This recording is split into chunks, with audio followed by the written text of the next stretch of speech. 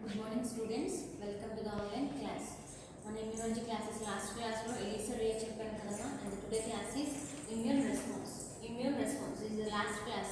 Immunology లో last class అండి immune response. Immune response microbiology పిల్లలకు ఉండదు, బయోటెక్నాలజీలో ఉంటుంది కాబట్టి మొత్తం మీరు మైక్రోబయాలజీలో ఉన్న బయోటెక్నాలజీలో ఉన్న క్లాస్ ఉండాలి కాబట్టి సో మైక్రోబయాలజీ సిలబస్లో ఇమ్యూన్ రెస్పాన్స్ లేదు, బయోటెక్నాలజీలో అయితే ఇమ్యూన్ రెస్పాన్స్ ఉంటుందన్నమాట. So immune response, the definition of immune response.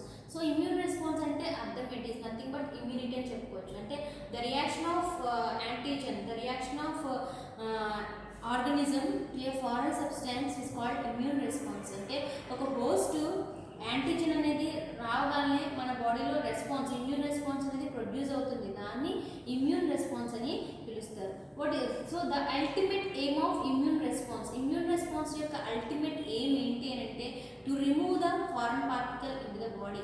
మన బాడీలో ఉన్న ఫారెన్ పార్టికల్ని కంప్లీట్గా అది ఎలిమినేట్ చేయగలగాలి. అందుకే దాన్నే ఇమ్యూన్ రెస్పాన్స్ అని పిలుస్తారు. So the immune response is divided in the two types. They are humoral immune response, humoral immune response, cell mediated immune response.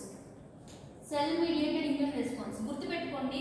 So మీకు ఇమ్యూన్ రెస్పాన్స్ అంటే డైరెక్ట్గా క్వశ్చన్ రాయొచ్చు. ఒకవేళ హ్యూమరల్ ఇమ్యూన్ రెస్పాన్స్ అంటే దానికోసమే రాయాలి, సెల్ మీడియేటెడ్ అంటే cell mediated immune response కోసం రాయాలి. సో వీటిని ఇంకా ఎలా ఎగ్జామ్లో అడుగుతాడు అంటే దీన్ని సిఎంఐ అని అడుగుతాడు, దీన్ని హెచ్ఎంఐ అని అడుగుతాడు.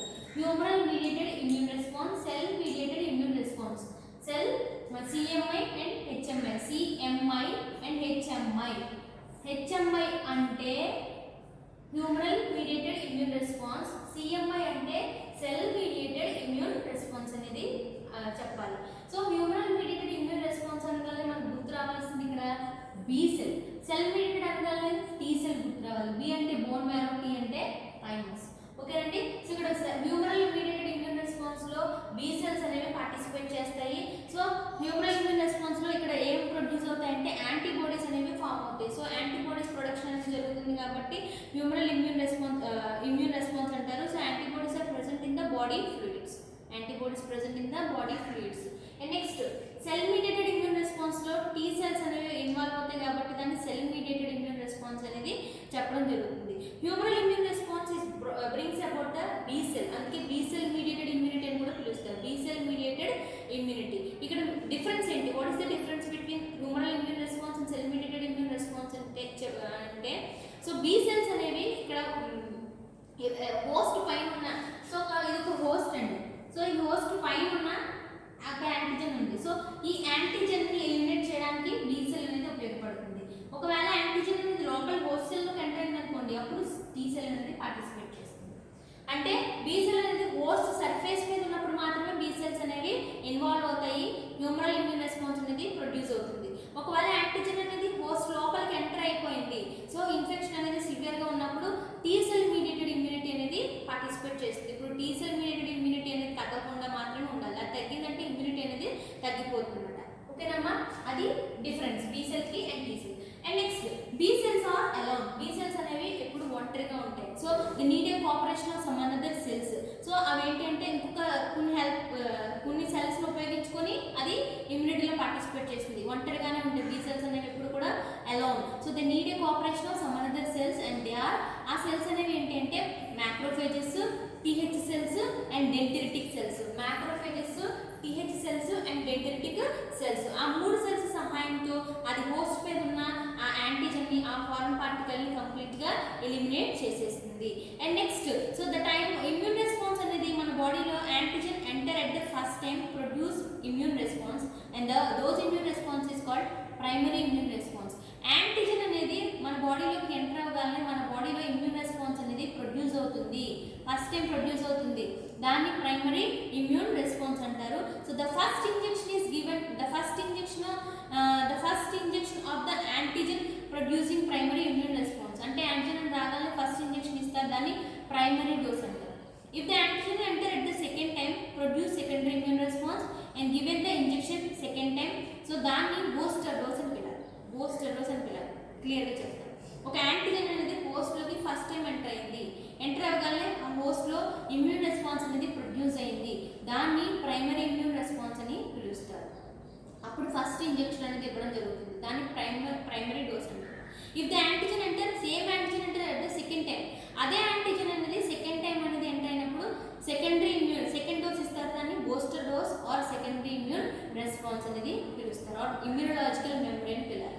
ఒకవేళ మనం హైపర్ సెన్సిటివ్ దగ్గర చూసుకున్నాం అనుకోండి, సేమ్ యాంటీజెన్ అంటే enter at the second time. So అక్కడ ఏమవుతుంది, కంప్లీట్గా సెల్ లైసిస్ అయిపోతుంది, డెత్ అయిపోతుంది, సెల్ అనేది కంప్లీట్గా లైసిస్ అయిపోతుంది. So what is the difference between primary immune response and secondary immune response? So primary immune response secondary immune response యొక్క differences అనేవి ఏంటంటే, primary immune response is slow, secondary immune response is rapid. And primary immune response is short lived and secondary immune response is long lived. And primary immune response is long latent period అని పిలుస్తారు, long latent period, time పడుతుంది. And next secondary immune response అనేది shorter గా ఉంటుంది. And next antibody tighter అనేది ప్రైమరీలో less గా ఉంటుంది, సెకండరీలో more గా ఉంటుంది. ఇక్కడ IgM యాంటీ ఇమ్యూనోగ్లోబులిన్ ఇన్వాల్వ్ అవుతుంది, ఇక్కడ IgG ఇమ్యూనోగ్లోబులిన్ ఇన్వాల్వ్ అవుతుంది. దీని లైఫ్ స్పాన్ 5 days అండ్ దీని లైఫ్ స్పాన్ 5 days. సో ఈ primary secondary immune response obtain అవుతుంది అంటే, సో ఇక్కడ ఏంటంటే ప్లాట్ గ్రోత్ కర్వ్. మీకు యాక్చువల్లీ గ్రోత్ కర్వ్ అంటే ఏంటో తెలుసు కదమ్మా, lag, log, stationary, death, decline phases involve అవుతాయి. సో ఇక్కడ కూడా సో మన కర్వ్ని చూడొచ్చు అనమాట. So this is lag phase, log phase, stationary, and this one is death or decline phase అని చెప్తారు. సో ఇక్కడ ఫస్ట్ మనం ఇక్కడ గ్రోత్ కర్వ్ లోకి న్యూట్రియంట్ ని సప్లై చేస్తాం, బ్యాక్టీరియా న్యూట్రియంట్ సప్లై చేస్తాం. ఇక్కడ మనం బ్యాక్టీరియా న్యూట్రియంట్ అని అనుకోండి. సో ఇక్కడ యాంటీబాడీస్ అని చెప్పుకుందాం, ఓకేనా? ఇమ్యూన్ రెస్పాన్స్ కదండి. సో ఇక్కడ గ్రోత్ కర్వ్ అనేది ఎలా జరుగుతుంది అంటే, సో ఫస్ట్ టైం అయితే ప్రైమరీ ఇమ్యూన్ రెస్పాన్స్ జరుగుతుంది, సెకండ్ టైం అయితే సెకండరీ ఇమ్యూన్ రెస్పాన్స్ జరుగుతుంది. రెండింటిలో కూడా గ్రోత్ కర్వ్ అనేది అప్టైన్ అవుతుంది, ఓకేనా? సో ప్రైమరీ ఇమ్యూన్ రెస్పాన్స్ లో ఏం చెప్తున్నాను, స్లోగా ఉంటుంది, ఇక్కడ స్లోగా ఉంటుంది. సెకండరీ ఇమ్యూన్ రెస్పాన్స్ లో కొంచెం ఫాస్ట్ గా ఉంటుంది, ర్యాపిడ్ గా ఉంటుంది అన్నమాట. ఇక్కడ యాంటీబాడీస్ అనేవి ఎక్కడ ఎక్కువ మనం చూస్తామంటే లాగ్ ఫేజ్ లో ఉంటాయి. యాంటీబాడీస్ అనేవి ఎక్కువగా ఎక్కడ ఉంటాయమ్మా, లాగ్ ఫేజ్ లో ఉంటాయి. అలాగే బ్యాక్టీరియల్ గ్రోత్ కర్వ్ లో కూడా సెల్ డివిజన్ ఎక్కడ ఎక్కువ జరుగుతుంది, లాగ్ ఫేజ్ లో జరుగుతుంది, అంతేనండి. సో ఇక్కడ యాంటీబాడీస్ అనేవి ఎక్కడ ఎక్కువగా ఉంటాయంటే ఇక్కడ ఉంటాయి. అందుకని ఇక్కడ నేను చెప్పాను, సో ఇక్కడ యాంటీబాడీస్ అనేవి లెస్ గా ఉంటాయి, ఎక్కడ లాగ్ లో. అదే సెకండరీ ఫేజ్ కి వెళ్ళినప్పుడు మోర్ గా ఉంటాయి. ఇది సెకండరీ ఫేజ్ కి వచ్చేసింది అంటే మోర్ గా ఉంటాయి. స్టేషనరీ ఫేజ్ లో ఈక్వల్ గా ఉంటాయి అన్నమాట, ఎటువంటి గ్రోత్ ఉండదు, అలాగే డిక్లైన్ కూడా ఉండదు, ఈక్వల్ గా ఉంటాయి. స్టేషనరీ అంటే అలా మూవ్మెంట్ అనేది ఉండదు కదండి. సో అలా ఈక్వల్ గానే ఉంటాయి, యాంటీబాడీస్ అనేవి ఈక్వల్ గా ఉంటాయి. And death and decline phase కి వచ్చినప్పుడు ఏంటంటే నెంబర్ అనేది పడిపోవడం జరుగుతుంది అన్నమాట, ఈ లెస్ కి వెళ్ళిపోతుంది, బాగా కౌంట్ సెల్స్ అనేవి యాంటీబాడీ రేట్ అనేది బాగా లోగా వెళ్ళిపోతుంది. ఇలా మనం గ్రోత్ కర్వ్ లాగా ఒక కర్వ్ లో కూడా మనం ఇమ్యూన్ రెస్పాన్స్ ని చూడొచ్చు, lag, log, stationary, death or decline phases అని చెప్పుకుంటామట, ఓకేనండి. సో నెక్స్ట్, సో ఇక్కడ మనం first going to the B cell activation అంటే B cell mediated immunity. So B cell mediated immunity అంటే, so the process of stimulating B cell produce the antibodies అనేవి form అవ్వగానే produce అయ్యారు, వాటిని B cell mediated immunity or B cell mediated immune response అనేది చెప్తా ఉంటామట. So humoral immune response. Next the activation of B cells ఇక్కడ ఎలా జరుగుతుంది అంటే, so first of all B cell activation జరగాలి. So B cell mediated immune response లో so they involving of some steps ఉంటాయి అన్నమాట. అందులో first the selection of B cell, recognition of antigen, processing of antigen by macrophage, antigen presentation, triggering of B cell, clonal proliferation, production of plasma cells or memory cells, plasma cells, అలాగే memory cell production జరుగుతుంది. and last one secretion of immunoglobulin, అంటే B cell activation అంటే B cell mediated immune response మాట. so first selection of B cell, recognition of antigen, processing of antigen by macrophages, antigen presentation, triggering of B cell, clonal proliferation, production of plasma cell and memory cell, and secretion of immunoglobulin. In this one, selection of B cell. So B cell selection అవ్వాలంటే ఇది diagram అండి. So B cell selection అవ్వాలంటే first of all antigen ఉంటుంది, అలాగే B cell ఉంటుంది. Antigen కి antigen determinant site ఉంటుంది, they called epitope. మనం యాంటీబాడీ రియాక్షన్స్ దగ్గర సెలెక్ట్ ఫీచర్స్ దగ్గర చెప్పాను. ఎపిటోప్ అంటే ఏంటి, పారాటోప్ అంటే antigen, half part of antigen binds the antibody is called epitope. Antibodies binds the antigen is called paratope. ఓకేనా? సో ఇక్కడ యాంటీజెన్ డిటర్మినెంట్ సైట్ ఎపిటోప్ ఉంది, అలాగే బి సెల్ ఉంది. బి సెల్ కి సర్ఫేస్ రిసెప్టార్ ఉంటుందన్నమాట, ఓకేనా? ఇక్కడ బైండింగ్ అనేది ఎలా జరుగుతుందంటే, binding takes place B cell and antigen with the help of B cell కి సర్ఫేస్ రిసెప్టార్ సహాయంతో, అలాగే దీనికి యాంటీజెన్ డిటర్మినెంట్ సహాయంతో ఇక్కడ బి సెల్ వచ్చేసి దీనికి బైండ్ అవుతుంది. ఓన్లీ జస్ట్ బైండ్ అయింది, సెలెక్ట్ చేసుకుందన్నమాట. ఇక్కడ ఏమైంది, selection of B cell select అయింది. ఆ యాంటీజెన్ రాగాల బాడీలోకి బి సెల్ సెలెక్ట్ అయింది. ఓకేనా. And next so recognition of antigen, ఇక్కడ వచ్చిన ఈ యాంటీజెన్ ని ఎవరు గుర్తిస్తారు, రికగ్నిషన్ ఆఫ్ యాంటీజెన్. సో ఆ యాంటీజెన్ ని ఎవరు గుర్తిస్తారంటే the recognition is done by the macrophage or TH cell. ఎవరు గుర్తిస్తారు, మ్యాక్రోఫేజ్ ఆర్ టీహెచ్ సెల్ వాటిని ఐడెంటిఫై చేస్తుంది. రికగ్నిషన్ అయిపోయిన తర్వాత processing of antigen by macrophage, this one. So antigen వచ్చింది, యాంటీజెన్ ని ఆ మ్యాక్రోఫేజ్ ఏం చేస్తుందంటే స్వాలో చేస్తుంది, లోపలికి తీసేసుకుంటుంది. యాంటీజెన్ తీసేసుకున్న తర్వాత so antigen is taken by the macrophage. So macrophage అనేది యాంటీజెన్ ని తీసేసుకుంటుంది. తీసేసుకున్న తర్వాత so antigen is degraded. Antigen appear surface of the macrophage. Antigen అంతా కంప్లీట్ గా డిగ్రేడ్ అయిపోయి ఆ మ్యాక్రోఫేజ్ సర్ఫేస్ మీదకి తీసుకెళ్ళిపోతుంది, లోపలికి తీసుకుంటుంది, కంప్లీట్ గా దాన్ని లైసెన్స్ చేస్తుంది, మళ్ళీ సర్ఫేస్ మీదకి దాన్ని రిలీజ్ చేసేస్తుంది. పైన వచ్చేసి ఒక యాంటీజెన్ ఉంది. So next antigen presentation. ఆ వచ్చేసిన యాంటీజెన్ ని ప్రెజెంటేషన్ ఇవ్వాలి. సో మీరు ఎవరికన్నా గిఫ్ట్లు ఇస్తారు, అవునా, ఏదైనా ఒక బర్త్డే ఎనీ అకేషన్ గిఫ్ట్స్ ఇస్తారు. ఇక్కడ యాంటీజెన్ ని ప్రెజెంటేషన్ చేయాలి. సో యాంటీజెన్ ని ఎవరికి ప్రెజెంటేషన్ చేసేస్తుంది అంటే ఇక్కడ చూడండి అమ్మా, ఇక్కడ యాంటీజెన్ ఉంది, ఓకేనా. సో ఇన్ దిస్ అన్నమాట. సో ఇక్కడ బి సెల్ ఉంది, మ్యాక్రోఫేజ్ ఉంది. సో ఈ మ్యాక్రోఫేజ్ ఇక్కడున్న యాంటీజెన్ ని తీసుకెళ్లి బి సెల్ కి ఇచ్చేస్తుంది. మ్యాక్రోఫేజ్ యాంటీజెన్ తీసుకెళ్లి బి సెల్ కి గిఫ్ట్ కింద ఇచ్చేస్తుంది.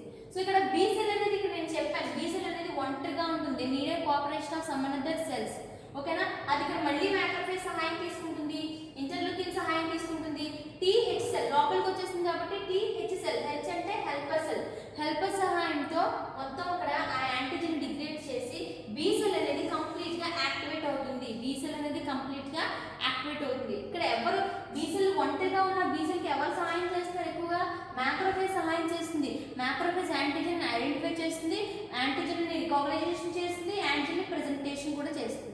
Next triggering of B cell. Next ఏంటంటే ట్రిగరింగ్ ఆఫ్ బి సెల్ అన్నమాట.